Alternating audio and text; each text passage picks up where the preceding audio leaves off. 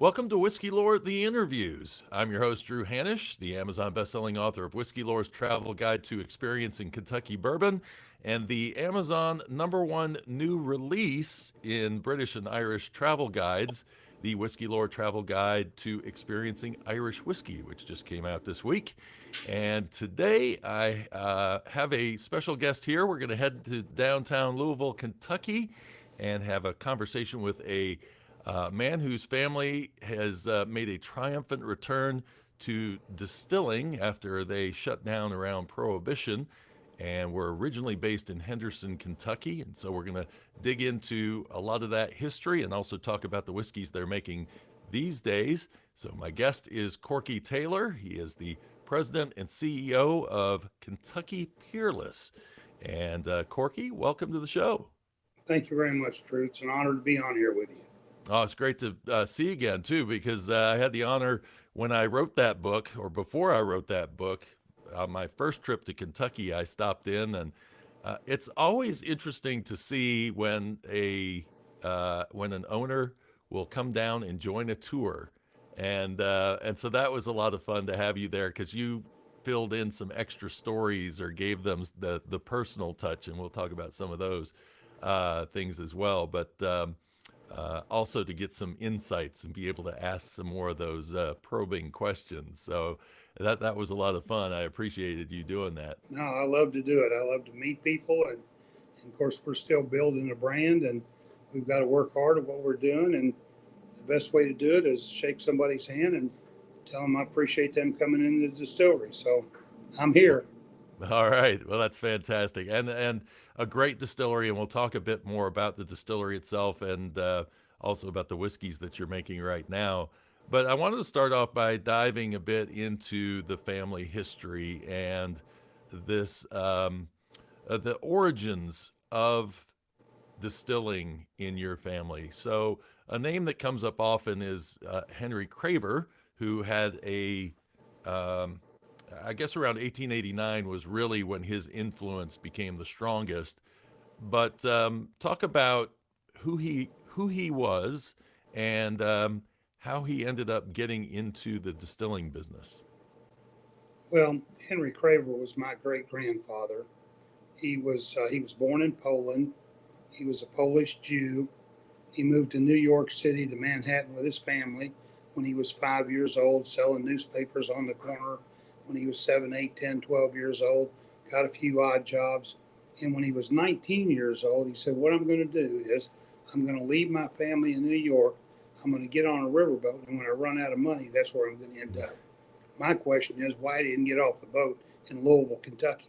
So he went on down to Henderson, probably another 6, 7 days by riverboat. Got off, didn't have a nickel in his pocket, didn't know a soul.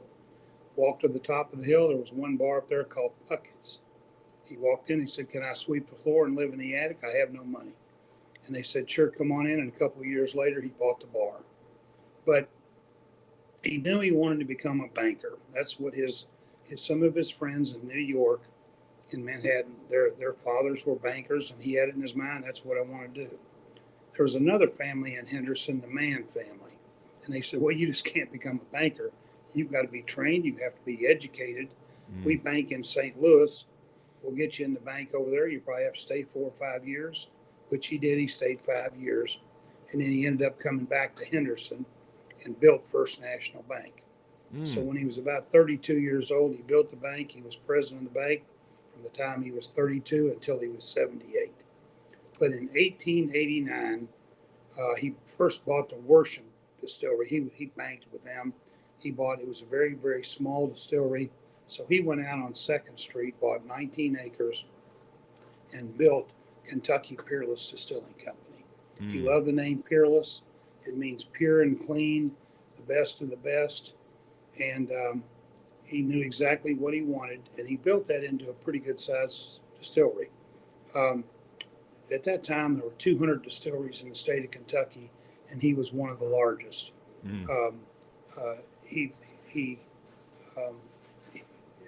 He had in the distillery, he had about 63,000 barrels of bourbon that he had accumulated, and then Prohibition comes along, so then he had to get rid of them, obviously. Now, one of the places he got written, which I didn't know this until a couple of years ago, I went up to Chicago, and our distributor up there told me the story that my great grandfather and the Walgreen brothers were big buddies. Two brothers started Walgreens in Chicago, and it ended up during Prohibition that my great grandfather sold the Walgreen brothers 40,000 barrels of bourbon during Prohibition. Wow. And so that party went on from 1923 to 1933. They're probably So still sipping that whiskey somewhere. They're probably still doing it. Exactly. So he loved the distilling business, and he built it into a big. He also built a brewery that was one of the largest breweries this side of the Mississippi. It was a Henderson Brewing Company, and the way he distributed all his beer was all by riverboat. He had his own riverboats and went to Cincinnati to Louisville, down to St. Louis, stopping in Evansville, Owensboro, Paducah, and everywhere in between. But he had the distillery from 1889. He shut it down in 1917. So what he did was, Prohibition didn't come along until 1919. So they thought he was pretty smart at what he was trying to accomplish. He sold all his stills in 1917 to United Distillery in Vancouver, British Columbia. And he hired what he thought was the best welder of copper in this whole part of the country. It just happened to be Mr. Sherman here in Louisville. And today, the Sherman family, that's Vendome Copper and Brass. They're the largest builder of stills in the United States, probably the world. I don't know that for a fact, but I know they're huge. Well, my great-grandfather got a hold of Mr. Sherman in 1917. Said, what I want you to do is I want you to bring your family to Louisville. I want you to break these stills down. It's probably going to take you 8 months. I've got a house for you to live in, place for the kids to go to school. I want you to take it up to Vancouver, British Columbia on 17 train cars. You have to set them up there, another 7 or 8 months, come back to Louisville, Kentucky. And that's where he got part of the money to start Vendome Copper and Brass. Wow. 98 years later, my son Carson and I walked through the door of Vendome. And they said, where are you from? I said, well, I'm originally from Henderson, Kentucky. Well, what family? I said, the Henry Kraver family. And then they left the room. They came back and said, you're not going to believe it. It was your great-grandfather that helped one of the ones that helped put our great-grandfather in business. So it's a small world. Yes, it's the circle of life, as they say. It is. 98 years later, so you never know what's going to happen 98 years from now. Yeah. It's really interesting. Have you had an opportunity to learn anything about the whiskey that he was making back then? Like, were they making ryes and bourbons, and maybe a particular style? He made bourbon and he made brandy. Oh, okay. So he made some brandy as well. I don't know that he made rye. I've never found anything that showed me that he made rye whiskey. He might have, but I don't know that. But I know on the wall of the old distillery, the one downtown that has Henry Kraver on it, it says bourbon and brandy. So he did make some brandy. I've never been able to find a bottle of the brandy. We do have some pint bottles, and we have a fifth of the bourbon under the Peerless label. And of course, he had medicinal alcohol that he during Prohibition that he had. Of course, a lot of it went to the Walgreen brothers. But he had others, and he had that in Illinois. He did Missouri, Kansas, Ohio, and I think Michigan. And then he had a license during Prohibition in the state of Kentucky. Okay. So that was. Well, we hear the stories that there were only 6 medicinal licenses, but as I study this more and more, there seems to be that. Yeah, and actually in recent research, I found that after the distillers' holiday, they opened it up to a whole lot more. There were, I think, American Medicinal Spirits had 17 different distilleries in the plan. They were planning on building the distilleries, but they never got around to building all of them. But those all he made product for them as well. Okay. So it was a lot of the big distilleries making product for these ones that had licensing. But it was it was an interesting time. It's not many licenses given, but he made he had so much product backed up, he was able to sell to American and to some of the others. So on the back of the bottles, it'll have he was making it for. Okay, so it wasn't necessarily that he was ever bought out by American Medicinal Spirits. It was he had basically sold the product to them so that they could. That was my understanding. He sold the product to them, Okay. and then he shut it down and sold his stills to United up in Vancouver, British Columbia. So I heard that your son, who is Carson. Carson is distilling there, that he gave you a special gift one day that I think is around the distillery somewhere. So I understand a bottle of something. Oh, one of the old bottles? Yeah, the special reserve. Yes. Uh-huh. Okay. So that was a question of mine because I've seen that special reserve around, and the bottle that I saw the picture of that was taken of that bottle has H. Kraver on it. And so I haven't looked that closely at those bottles. Was Special Old Reserve, was that just Peerless whiskey, or was that probably whiskey that would have had different names on it depending on? That particular bottle was one that was used in the state of Illinois. Okay. So it had Henry Kraver, DSP, KY50. So we're the 50th license, I guess, in the state. So and then of course it had Henderson, Kentucky. So that was the one that was basically used for the state of Illinois. Okay. And it's interesting because I have a friend, Dusty Dan. He does tasting reviews on YouTube of old dusty bottles of whiskey that he finds, and he shared some whiskey with me. And actually, what he shared with me, I might have to ask him about it. I don't know if you'll be able to see. You probably can't see that; it's too blurry. But 1916 to 1933, in other words, distilled in 1916, and then bottled in 1933, Special Old Reserve 100 proof. So I'll have to ask him. All the whiskey then had to be 100 proof. So Okay. in order to qualify to distribute alcohol during Prohibition, and each distillery had their own federal agent in there, so that it was pretty much guarded, and you had to be 100 proof. Okay. I'll have to ask him if H. Kraver is written on the front of his bottle so I can see Yeah. it. Because that would be interesting. I put my nose to it, and these old whiskeys are just so fascinating to nose and taste. They have flavors that some of them. I've got a bottle of Old Hermitage whiskey from that was actually aged in California, but made in Frankfort, Kentucky.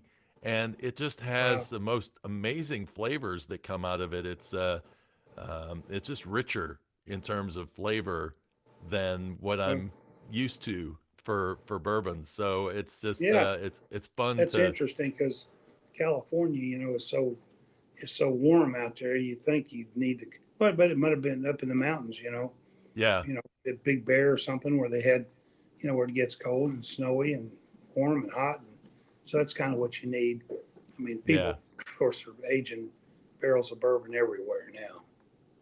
But, so when did you first learn about your family history? Has it just always been kind of a known well, my father was very close to Henry Kraver. That was his grandfather. And he always had a lot of stuff around the house about the distillery, the brewery, glassware, and he always would tell us about Henry Kraver because, he was very close to him. And then my father passed away, and my mother had a bad fire in the house, and she lost all that. I wished I had it today, but I don't. So we're just trying to put some things together, and I think we've done a pretty good job of the pictures of the distillery and the brewery, and he owned the Palmer House up in Chicago. So a lot of things that we have, and I think, you always wish you had stuff that your father accumulated, but I don't have it. And so that's the way it goes. So we always knew about the distillery. We always knew about the brewery. You know, I didn't know about the Palmer House, but he had theaters. He had other things in Henderson. He was a banker. He built First National Bank. So he did a lot of things. And my dad always kept a whole lot of things that he had. And then we lost it all. So here we are and putting it back together. And, you know, I went from one extreme to the other. I was in the financial services business and sold that company, walked on the beach for a year and a half, most depressed I've ever been in my life. I said, I got to go back to work. So here I am.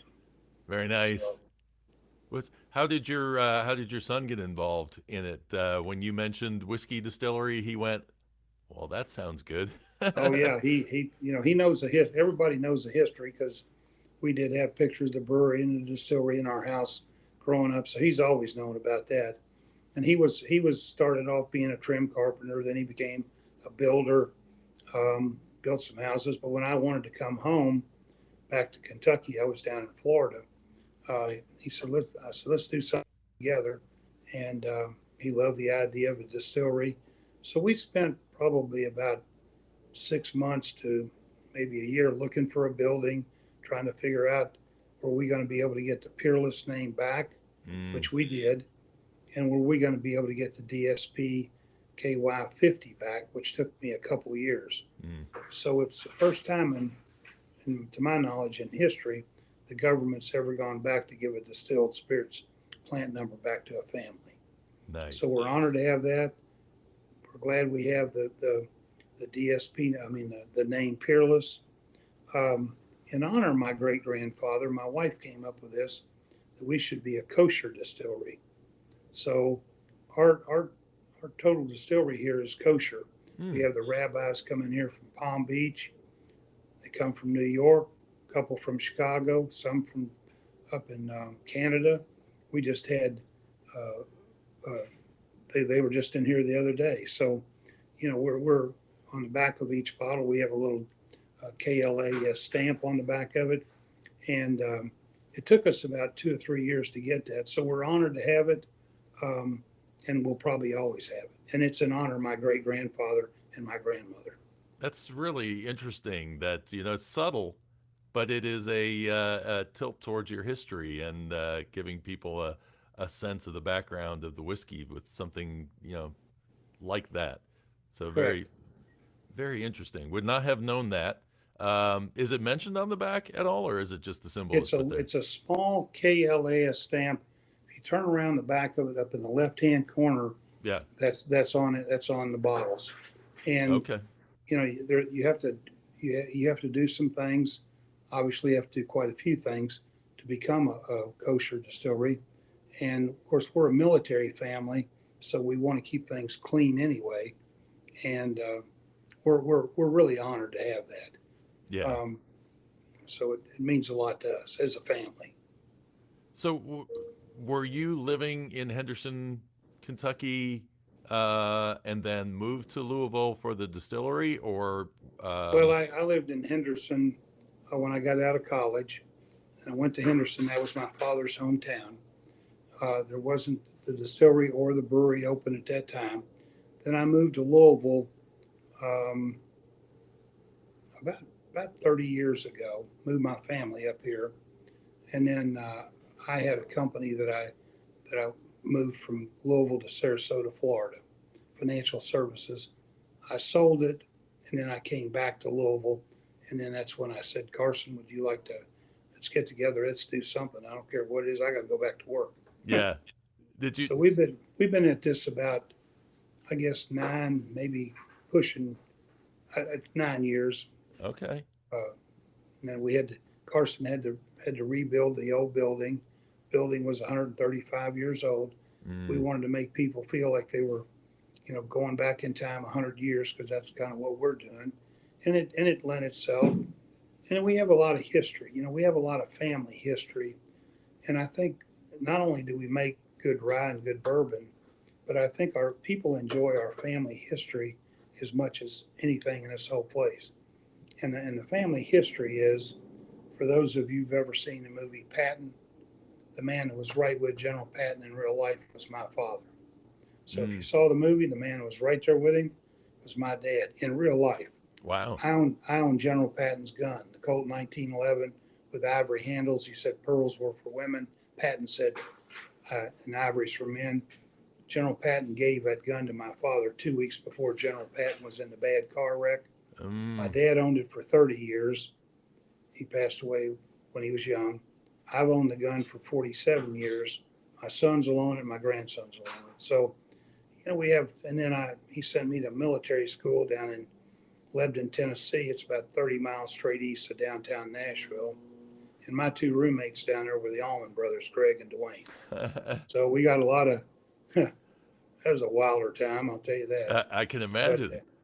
But so we like to talk about other things, and people have an interest in that.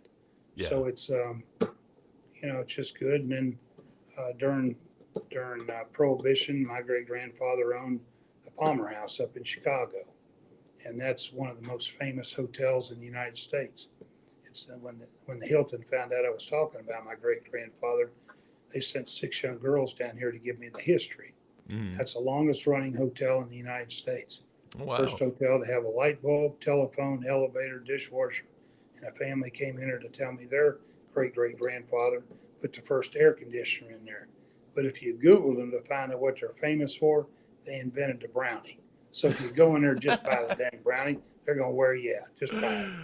Oh my, that's so funny. So is the Palmer House still there? I'm not versed on Chicago that well. Yeah, so no, they did. They just redid it about 7-8 years ago. It's a beautiful place. It's like going back in time 150 years. A lot of wedding receptions. It's really a neat place. Those old hotels, I think about like in Memphis, the Peabody Hotel, and Yeah, these are amazing pieces of history that you hope never go away because they are like a moment in time. And that's exactly right. How ornate those places were. I mean, it's just absolutely amazing the work and craftsmanship they put into. Well, that's the way this is. The ceilings, the marble, everything is. It's just beautiful. Yeah. Was there a speakeasy around there anywhere during Oh, there were 2 Prohibition? of them. Were there? 2 of them, yeah. Okay. And if you read some about Al Capone, that was one of his hangouts because he could pull the car right up by the back door, walk up 3 steps, take a left into a little 24-inch door, and that's where Al Capone would sit and drink whiskey, and then hop back in his car and take off. Well, we talk about the history that's lost when we lose a family member. Do you remember your father passing on any of the stories that Henry Kraver may have things that he experienced? Not really. My dad was in the military. He was always gone fighting the war here. He was in with Patton. He was in Korea when I was in the 2nd, 3rd grade. First officer in Vietnam sent by Westmoreland. He was the one in charge of Bay of Pigs when that was going on. So all he had ever do was fight wars and do this.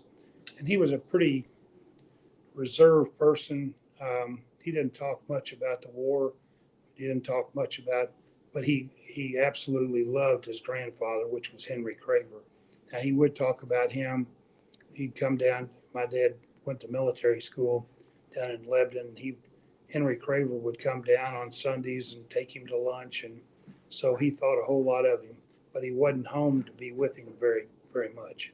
Yeah, it's funny about that generation too, because I think I was the late baby that came along. So I mean, my parents went through the Depression and that era, and so when you talk about my dad was in the Korean War, and then he then he was a policeman in Detroit, and never would talk about his time in the military or his time as a policeman. It was like that he left that at the office. When he came home, it was family time.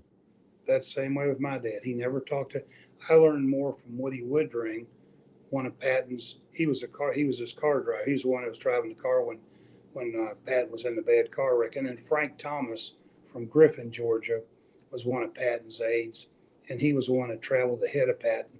I learned more about my father and Patton after my father passed away, they would come to Henderson, see my mother on their way to Florida. Sometimes take my mother to Florida, which was very nice. They didn't have to do that, but they did that.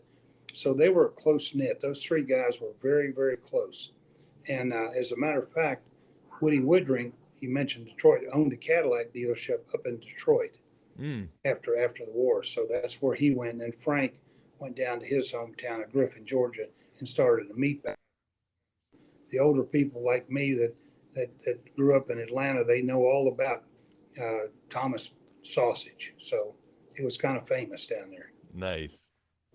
Well, I think it now is coming back to me. I don't know if we talked about this, but I think you had mentioned about Patton while I was there, and I had just gotten back from the Czech Republic, and I had gone on Memorial Day weekend here. I'm over there visiting, and I just decided to go to the town of Pilsen while I was there. And it'd be interesting to know if your dad was involved in this or not. But went to the town of Pilsen, and as I walked in, they were having jazz music playing downtown, and all of a sudden, it's like everywhere you look, it's all Czech people, but they're all wearing red, white, and blue, and they've got American flags out and all of this stuff. And that's when I learned the story of how Patton's troops had come in, had liberated Pilsen, and then Patton asked if he could take the troops into Prague because he wanted to let them have a little R&R. And Eisenhower said, no, you need to get out of there. The Russians are coming in and they're going to take that town. And so when the Russians came in and took the town, and then it was under the Iron Curtain, they basically rewrote history and said that it was the Russians that came in and liberated the town. But what the town did after the communists left was they said, we now from this point forward every year have to celebrate the time that Patton brought his troops And into Pilsen, so that we get history right and people don't assume that that old history is actually true. yeah, So I've heard a story like that about. Of course, they love Patton over there. yeah, They absolutely loved him. So it was interesting how you read that. There's a lot of stories about him on that. yeah, there's a Patton museum there, and that's all I knew about. Was I was Yeah, like, but Pilsen, I think of that as the home of beer because their beer is very famous. But and Pilsner, that's where the name Pilsner came that's where from. it came from. Yeah. If you there's a beautiful distillery down in Fort Knox, and a lot of the older Army generals that retired that have been in 32, 35, 36 years, when they get ready to retire, they want to retire at the Patton Museum. And Mm. they'll go down there. And as you walk into the Patton Museum and you look up to the right, there's probably a 12, 14-foot tall picture of General Patton. That's my father standing right next to him. There's only Wow. two people in the picture. So that's my dad standing right next to him. Very nice. Photos that other people would have no idea, but it's close to you and brings Yeah. good memories. Yeah. Oh, it is. I mean, and I was a speaker down there. So I, of course, love, I don't get down there very often, but, when you walk in, you just know you're that's where the Army generals want to retire because they Mm. love Patton. It's amazing. Well, so when you were deciding on where to put this distillery, was there a moment when you thought maybe we should look down in Henderson, Kentucky? And does any of the old distillery still exist? The old distilleries do not exist in in Henderson.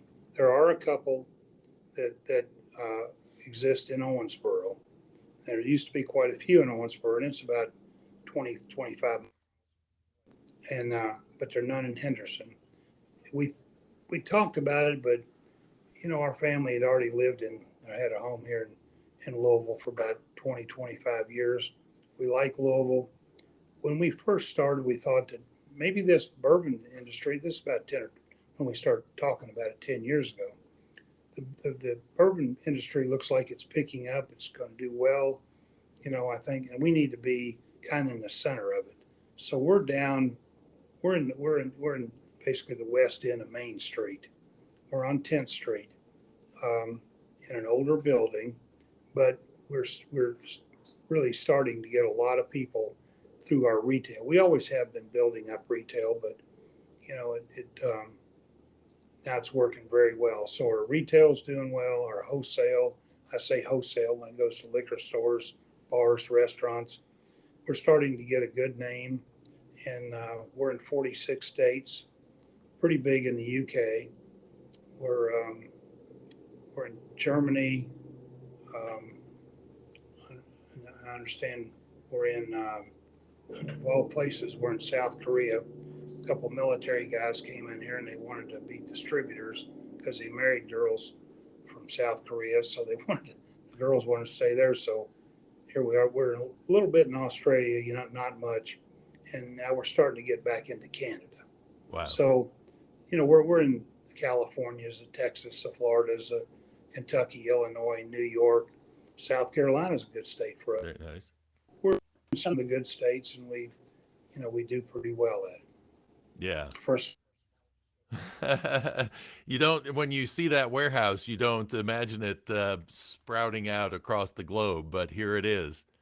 Yeah, exactly. It just takes time to build, and we've got great people here, working, and we're like a big family. That's the way we want to keep it. We want to keep it strong and a good place to work. So I don't think we have any aspirations of being a huge distillery. The big ones are owned by Suntory. They're owned by Diageo. They're owned, by Campari. So, we're just family owned, family run, trying to do a good job. So it's interesting to watch, after coming back from Ireland and seeing those are all independent distilleries at the moment, other than the 2 or 3 really big owned ones. And, same thing in Kentucky at one point, that there wasn't, there were yes, there were the big guys, but there were a bunch of smaller distilleries that were all independent. And it seems that there are some distilleries that are kind of, you almost sense that they built the distillery hoping to attract that big distillery to come in, or that big corporation to come in and take them over at some point, and others that are just really happy being what they are and being as big as their fan base wants them to be. Exactly. So just all depends. I guess I'm not looking for a boss, so I'm not I don't have an interest right now. So Yeah, that's the tricky part. Is yes, the money is nice, but then all of a sudden, yeah, I think about it all the years that I've been working for myself, and I go, well, it'd be nice sometimes just to collect a paycheck and not have to deal with all the business and taxes and all the rest. But in the end, there's just other responsibilities that hit you, and then you have a thumb on you. exactly. Yeah. Yeah, you're exactly right. Yeah. So, well, let's talk about that distillery first, and the what was in that building before you guys moved into it? Was it just an abandoned? The building that we're in right now is about 135 years old. It was built as the largest tobacco sales building in Louisville during the time.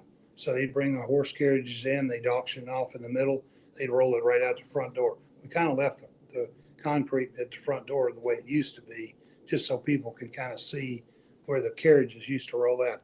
They were here for about 25, 30 years. Walker Bag Company made big feed and seed and burlap bags that you used to see they were here for 70 years, and we bought it from a company, Shape Manufacturing, who did our rolled air conditioning and heating vents. So there's only been 3 manufacturing companies in this building before us.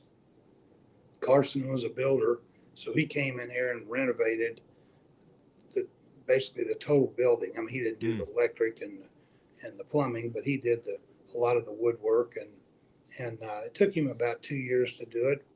And I think it lent itself to accomplish what we wanted to. We wanted to, again, and I hate to repeat myself, bring people in, and we wanted to make them feel like they're going back in time 100 years. Yeah. And it kind of does that. So people like to come in, they like to look around, they like to see it, they like to hear the family history, and then they like to hear the way we make our product. And you actually inherited a superstar of social media that I guess just wandered into the place one day, Princess Rye. Oh right, yeah, no, we got her. It was funny. We got her about 7 years ago. We got her and her twin sister. I mean, they looked exactly alike. We put them at the back door. The one went whoosh, right out the back door, right off the thing, took off. Haven't seen her since. The other one just sat there and watched her. And I think she's been with us for 6 or 7 years. She's not going anywhere. She stays downstairs. Everybody, she'll get in your lap. Everybody pets her. I don't care if you're allergic to cats or not. She's going to get in your lap. So you better watch out. So, but Yeah. it's neat to have her. I never was a cat person, but I am now. And then we have a big cat in the back, and her name is Char, and she's the one that catches all the mice. Oh, okay. So I don't you don't see her. She kind of hides in the barrels and hides all over the distillery. I'll see her maybe once every 2 months. It's funny, she'll hide. Mm. But no, so we've got two cats in here. Did you know the history of distillery cats? No, I really didn't, but we're starting to hear more about, how many, and there's a lot of distilleries have cats in there, so it's kind of neat. And of course, we love it. So Yeah, I went to a distillery in Scotland, Glenturret, and Glenturret has the Guinness Book of World Records mousing distillery cat. I forget what the total was. It was something like 18,000 or something mice kills in. They basically estimated how many she killed over like a week while they were there, while the Guinness Book was there, and then she lived at like 24 years old. So they multiplied it and said by age how many would she have killed, and oh my gosh. yeah, so that was Towser, and I ended up doing a story around her. And they still keep distillery cats, but that one was uh, that one was one that you probably didn't want to walk up and pet when you were there because it was a. I mean, they said she would swat at people if they got too close to her. Oh gosh, But that's so neat. Yeah, yeah, they have a personality. I mean, that's for sure. But no, everybody loves Rye downstairs. I call her Ryetta. Everybody, her name's Rye. nice. So when we were walking around and you were showing me some of the equipment, we walked back where the Vendome still is, and I looked up and I went, "How the heck did you get this thing in this building? That must have been quite a challenge." It was. Of course, you had to take the floor out, and then we had to extend the ceiling itself. But we have a big back door because that's, and just craned it in, and even getting the fermentation tanks in here and some of the, boilers and chillers, how we had to do that. So it was a it was a chore getting the equipment in here, but it all seemed to fit. We were lucky, and then of course built around it. You couldn't get it out of here today, so you can Yeah. get it in, but you can't get it out. So, but that's okay. We don't want to get it out of here. Well, So it's interesting because again, over in Ireland, they have such strict rules. If you have a building that's been designated as a historic building, and some of these distilleries have been built in there, it's like you can't damage that building or alter that building.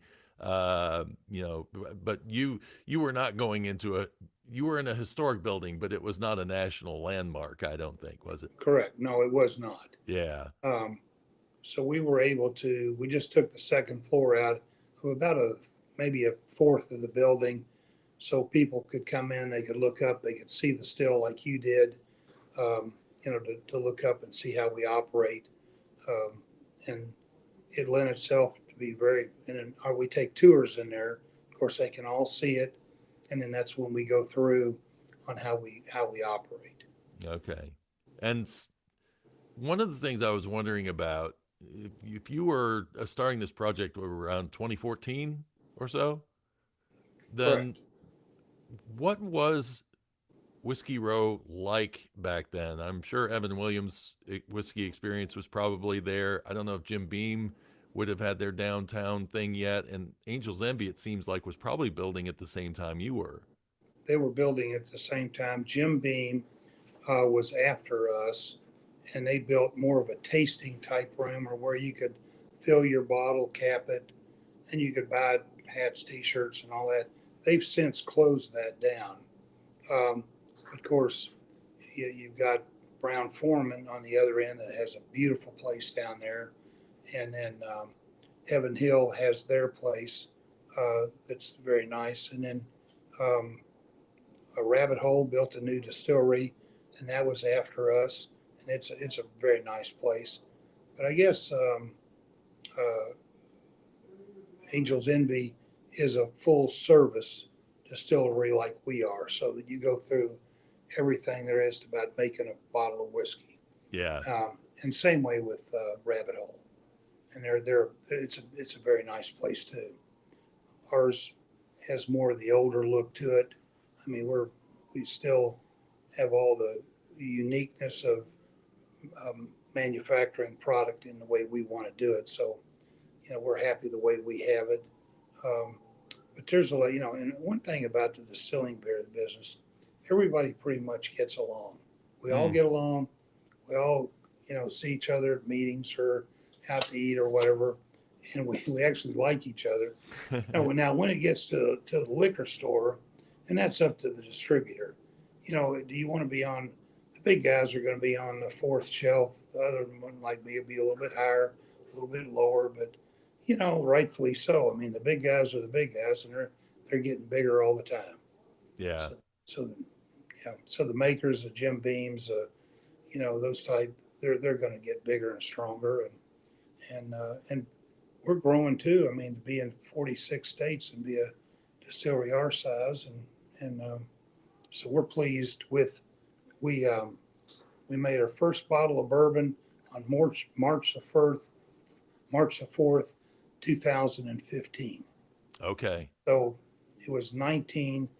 I could have come out with our bourbon on March 4th of 19, but I wanted to, in honor of my father, because he was never involved, we skipped his generation. I waited till his birthday, June 22nd, to come out with the first bottle of bourbon. So it was in honor of my father. Very nice. Yeah. So this is, it had to be a real stroke of luck to get into the whiskey industry when you did, when things were really starting to ramp up, and the interest in whiskey now is insane. I mean, between people, looking, I mean, and distilleries themselves have spread out into creating so many different expressions of whiskeys and special releases and all of that sort of stuff on top of it. And it just doesn't seem at this point like there's an end to the interest in whiskey. No, you talk to them. We have meetings, and you talk to the big guys, and you think, well, every business runs in cycles, and up and down every 5, 6, 7 years. But they think the bourbon industry will be good for about another 15 years, maybe 20 years. So it just, and I think what's helped that is women, ladies, actually enjoy bourbon. They like the taste, they like the flavor. They don't have to drink 3 or 4 drinks. They can drink 1, 2 and be done. So they're the ones that have really excelled the bourbon business, in my opinion. I mean, don't misunderstand me. Men drink it too, but I venture to say because of the growth, it's because of the women.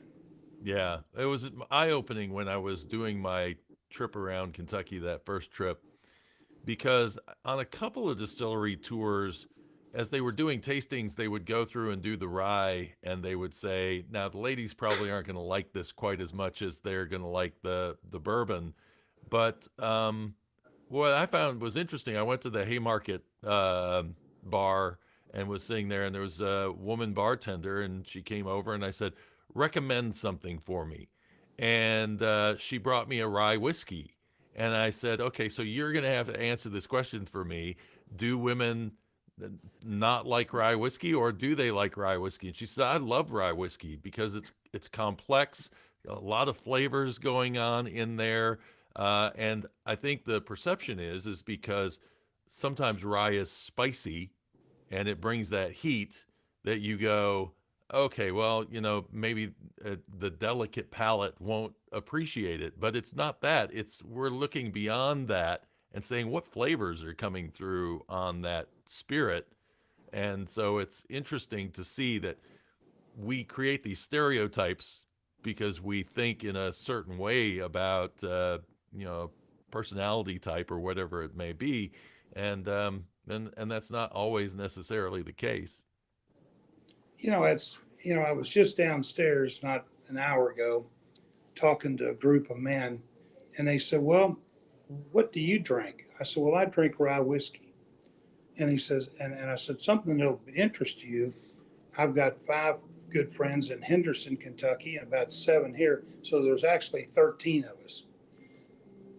We're all about the same age, 73, 74. All of us drank bourbon for 40, 45 years. My dad drank bourbon.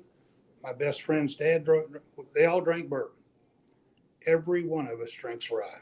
Hmm. I don't know if it's the older you get, it's a flavor profile, it's a pepper, it's a flavor profile as you get out of rye.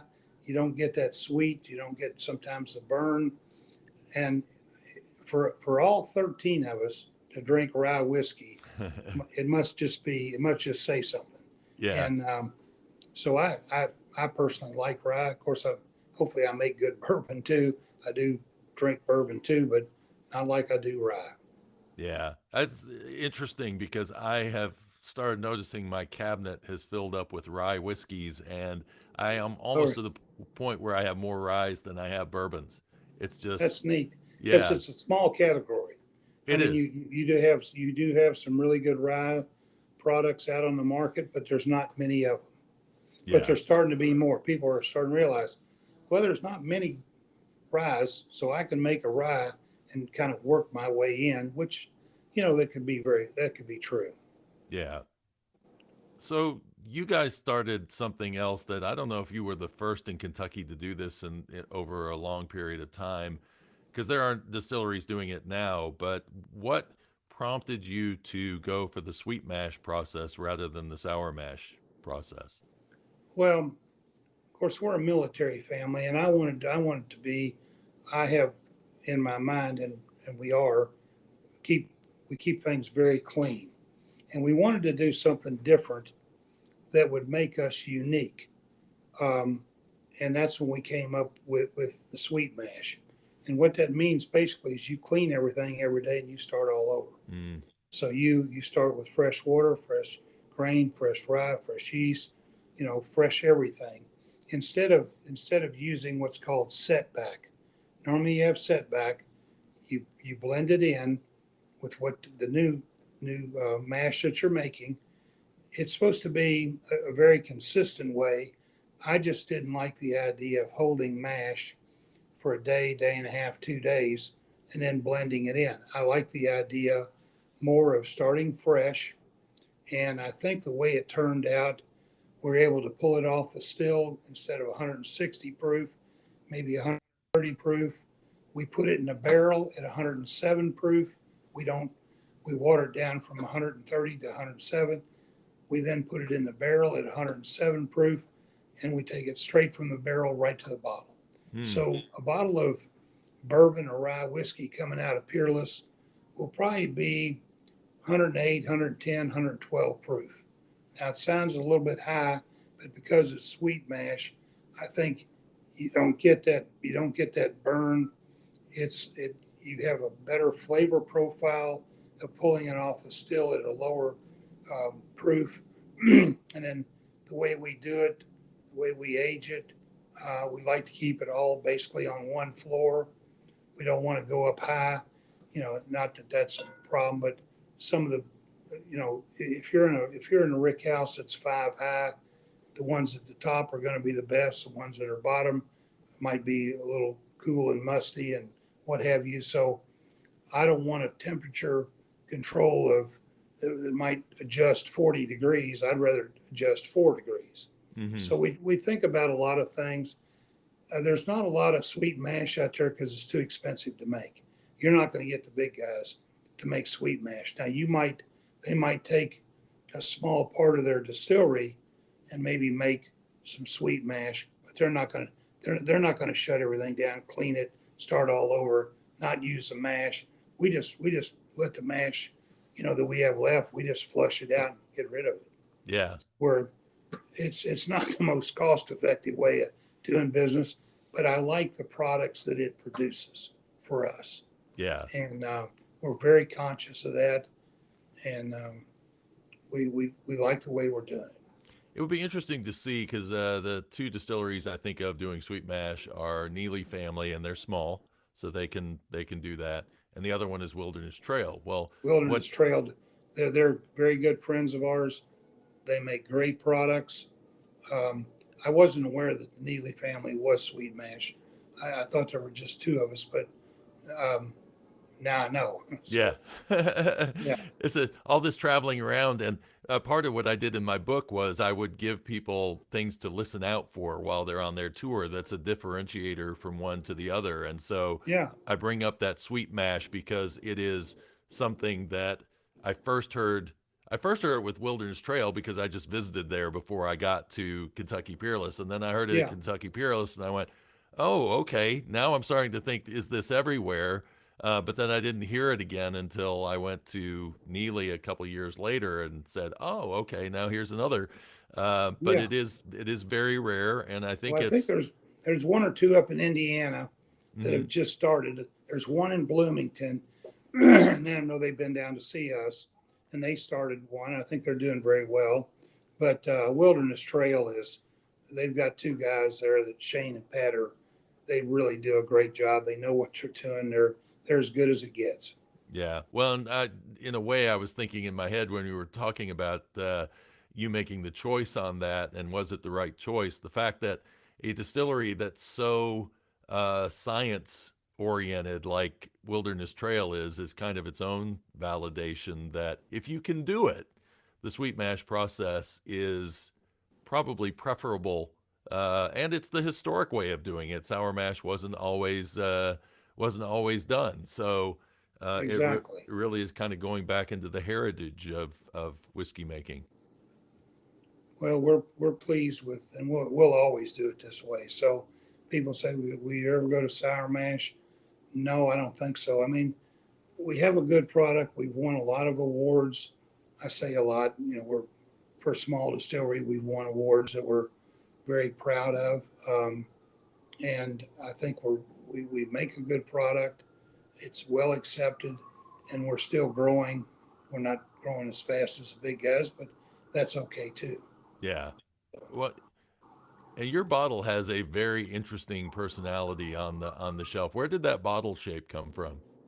My son Carson spent about a year designing that bottle.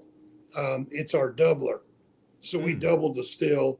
Our doubler has the same look as our bottle. So he came up with the bottle, the cap, and of course the label. Kind of my great grandfather's, where it runs Peerless at an angle, and so he kind of blended the label in the way Henry Kraver had his label years ago. So, but people love the bottle. I mean, he did a good job. He spent a lot of time on it.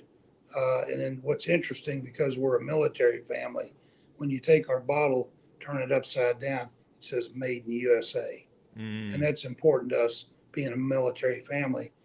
And quite frankly, it's pretty important to a lot of military people. The question is, will you ever make a brandy? Well, brandy, yeah, you never say never. Yeah, yeah. So, brandy is it's a good product. There's more brandy sold than I thought. Of course, everything runs in cycles. Where vodka used to be, then bourbon came on. Now tequila is really, really the hot thing. Rum is getting to be, good because, everybody goes to Florida. They want to drink rum products. They want to drink rum down in the islands. So tequila and rum, they're going to be two pretty hot items coming up. Yeah. Brandy, I think brandy's good too. So never say never. I never say I'm not going to make anything. So well, my son Carson comes up with some ideas, and yeah. I'm sure when my grandsons get cranked up, no telling what they'll come up with. Well, overseas it was interesting because they're going through another gin craze, and the things that I was tasting over there, because I'm not a gin fan, but the things I was tasting, they were doing a lot of aging of gins Oh, in sherry casks and things like that, giving it kind of a whiskey flair if you can get past the juniper. yeah, So exactly. that's You know, that's the challenge. I'm not a gin fan, but I do know some distilleries. You know, when we got started in the distilling, we came out with some moonshine. That was just kind of the timing was people wanted moonshine. We thought they did. We only had it for about 2 years, but looking back on it, you know, maybe a flavored vodka because it was hot during that period. Hmm. A gin, you know, a lot of people now when they're getting into the distilling business, they're starting to make gin because they can sell it faster, Yeah. and then they get into the bourbon or they get into the rye. So gin's making a comeback in the United States. Yeah. Well, and if they keep doing things like that to it, it'll draw a little bit of whiskey fan interest. But again, it's different enough that I think it's kind of a hard transition unless you're really into those botanicals and that Yeah, pine tree scent. yeah, you're right, Yeah, exactly. yeah. So, well, very good. I appreciate you taking the time today to walk through the history and talk a bit about. Are there any special releases that you guys are doing right now that you'd want to talk We about? have next Black Friday. We have a double oak rye coming out, and that'll be a good product. We came out with that about a year ago. Not a big release. This will be a bigger release. Some of it will go to California, Texas, Florida, Illinois. So this will be a big release for us. But it's a double oak rye, and then we've got coming out, and it'll be I'm not sure when, but we're coming out with a high rye bourbon. So Very that'll be a nice. that'll we understand that we made that some years ago, and we thought that would be a good product. And some people think that might be one of the best products we've ever come out with. Is this Mm. high rye bourbon? So we'll see. I mean, We've talked about, and actually your distillery sitting in that nice tasting room when we were going through and walking through the different whiskeys. Your rye was the one that made me go, rye is really interesting.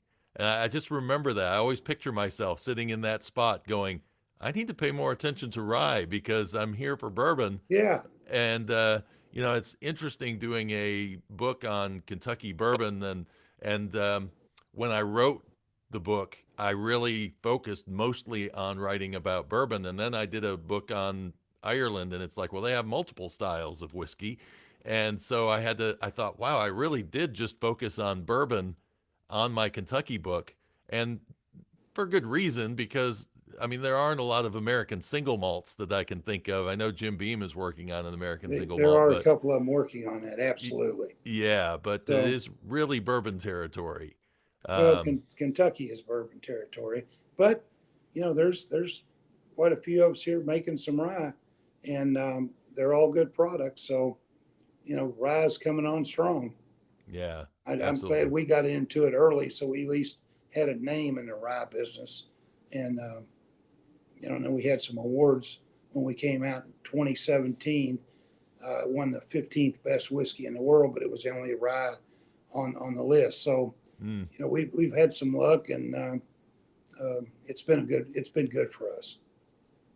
Well, I wish you a lot of success going through the holidays here with your whiskeys that you're coming out. Double oak rye sounds very interesting, and we'll keep an eye out for that on the shelves. And I look forward to seeing what you guys come up with in the future, and another visit and another pet with rye Well, as I come into the well, distillery. It's please, when you're stopping in Kentucky, come down and say hello to us. oh, fantastic. I will do. Thank you, All right. Corky. I appreciate it. Thank you very much. Appreciate it. Thanks, Drew. Thank you.